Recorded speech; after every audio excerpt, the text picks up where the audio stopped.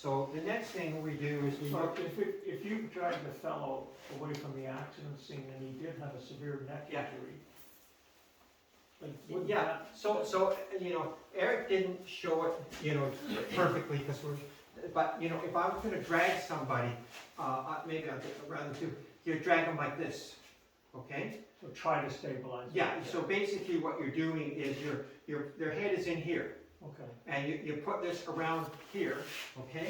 And you basically have your arms together here, and you're dragging here. I mean, you've got to get them out of the plane. It's not going to be perfect, you know, but you know, the number one thing is you've got to get away from that airplane, which could catch fire. You want to get to a safe, flat place. You drag them the best way you can. The best way is to stick these fingers under his armpits, put the head in here, and drag them like that. Okay.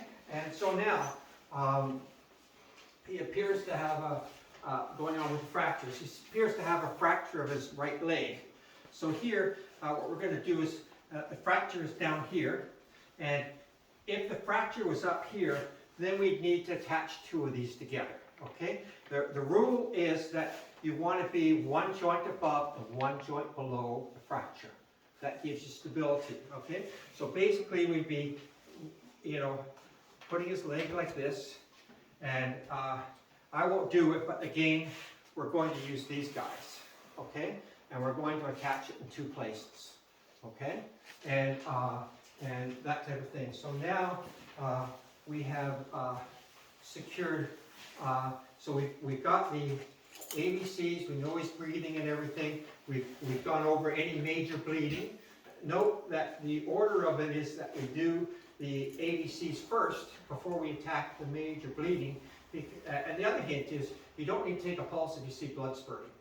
Okay? If he's got blood spurting, then he's got circulation. Okay? And then we would move a lot quicker to the blood spurting. But you know, because that's a pulse in itself. You know, we move right to that. So now we know he's breathing. We know the air circulation's going. We've stopped any continual major blood loss, and then now we can turn ourselves to any minor bleeding. And is that what's next? Yes. Good. I read the note. So at any rate, minor bleeding. You know, I'm not going to do it here, but basically, with the way you handle, like on this new iteration, I removed all non-sterile 4x4 dressings from the kit. It's all going to be sterile, okay? Because you might as well start with sterile dressings. And you're going to get them dirty. Your fingers aren't clean and everything. You could wear gloves and that type of thing, and that's fine. I don't think is there gloves in the kit, do you know? Yes, you should. Okay, yeah, but in this kit, did I put it in? There should be anyway. We'll make sure your kits have gloves in them. So at any rate, now there's things in there which I'm not going to bother putting on, and that's called Telfa pads. Okay, and Telfa pads they have sort of plastic and stuff in them, and they're a bit absorbent. But the trouble with I put this on a wound, it's just going to soak the blood up. Okay, so normally what we will do is that we will put a Telfa pad down. Okay, and then we'll put the 4x4 on top of it. If you want more pressure in the kit, there's pads in there. Okay, and the pads are just an extra pressure thing that you can put on there. And then the next thing you do is then, I'll find the start of this tape here, tape it down. There we go. Don't you love tape that does that?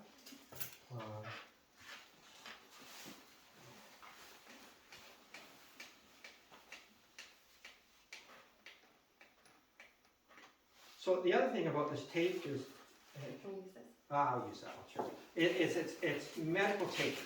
And there's a couple things important about medical tape. One is that you don't need scissors to use it, okay? That's all you do. And sometimes even the stuff that has fabric in it, the fabric is such that you can tear it with your hands. You know, and so you're gonna put that across. And the other thing about medical tape is that it is usually hypoallergenic, so it's not gonna leave, you know, a rash or anything like that. So we've got that, and okay, so where am I? We're to The small cut on his right cheek. So on his right cheek, I would do the same. Okay, I put some kind of dressing on there. In this case, you know, you wouldn't put as big a dressing on, and again, you're gonna try to tape it in a thing that stays away from eyes and nose and stuff like that. So here, probably what I do with this too, is I probably divide that one more time. Fold it one more time. And I put that right in here. Just put that in there. And I want to get it under that, okay? That, okay. So, Now okay, we're gonna look for some foreign bodies. we're gonna look for foreign bodies. Well, he's got one heck of a foreign body right here. Do you know where this limb came from? I think it's from the farm. You're right. There we go. Okay. Okay. Geez, that's realistic. You sure that's it? So. Because I can glue it in. Okay. Okay. So basically, when it comes to foreign bodies, you know, you know that you want to leave them intact. You know, you don't want to try to pull it out. You don't want to try to disturb it in any way. And so this is one heck of a long one. I think I might disturb that one, you know. But basically, if you had something to cut it down in size, that would be ideal. That is kind of long. So we should have rehearsed that part. At any rate, basically, you want to somehow secure it in place. So basically, with this type of thing, the first thing I would probably do here is I'm going to just do this for the sake of it, is I would get some tape or something like that on it, and just really secure it in place so it's not going to move.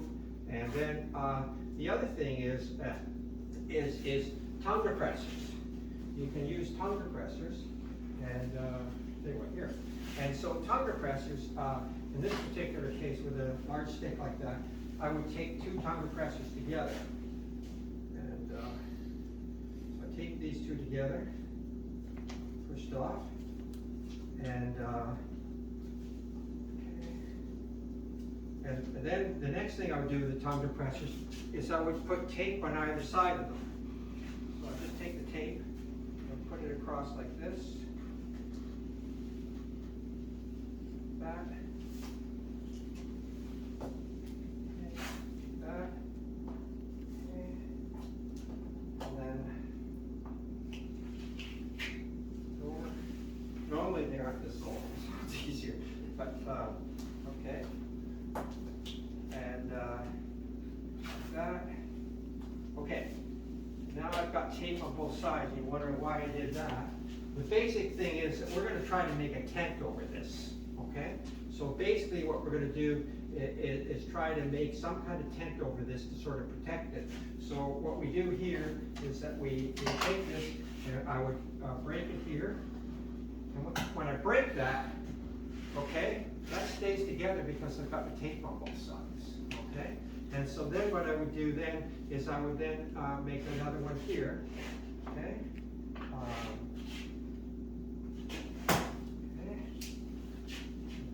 Open more than I want to, so we'll put some more tape on there. Okay. And so what we're making here is a tent to go over this like this. Okay? And then what we're going to do is take our tape again and put our tape here and that. And then we're going to take that down over here and okay. And then what I would do then, so now this is not touching our stick or anything like that, and it's protected it somewhat, okay? And you know, in the real world, what I probably do is I take another one and put it across here, okay? So I've got 2 points of stability. That would sort of secure the whole thing. And probably then what I would do is I would take some gauze wrap, which is in the kit, and I would just wrap that around the whole thing just to protect anything from sort of getting in there and that type of thing. Okay. Okay, next, let's look for burns. First degree burns are just red skin. Second degree burns are blistered.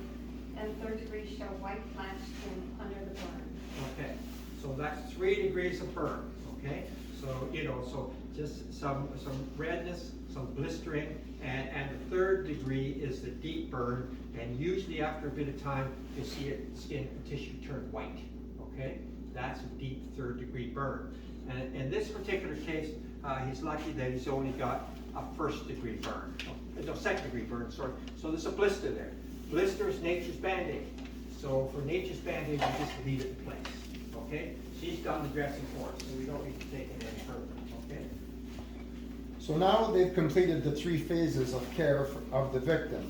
They did the ABCs, they dealt with major injuries, and afterwards they worked on the minor issues. So now they'll move into the final phase, which is just an overall assessment and continuation of comfort measures until help arrives. Okay, so basically now we just want to, after we've done all this, we want to do another assessment from head to foot, okay? So we're going to look at those pupils again, just like we did. We're going to say, at this stage now, it's been a bit of time, so if there was any bleeding or anything in the brain, you will often have what's called raccoon eyes. And that you see the darkness around the eyes, so that would indicate that he's got a serious internal injury. The next thing you want to do is then see what his state of consciousness is. Like, he's still not responding to anything I say except for a few jokes he responds to. But at any rate, and he's still responding to painful stimuli. That hasn't changed. We check his pupils. They're still reacting to light, and they're about the same size. And then we check his chest. His chest is still moving well. His abdomen is still soft, and he's not rebounding or anything like that. We check his pelvis again, and that seems to be okay. We check his circulation in his groin, and then we check the pulses in the feet and that type of thing. So it seems that he's stable. He hasn't changed at all. I wonder why he hasn't come to. Okay, let's cover him up. So in my first aid kit, this was in there. So this is wonderful. I took it from that kit, and that's the only thing I brought over here. Okay, so now we want to keep him warm. Okay, and if things got worse, we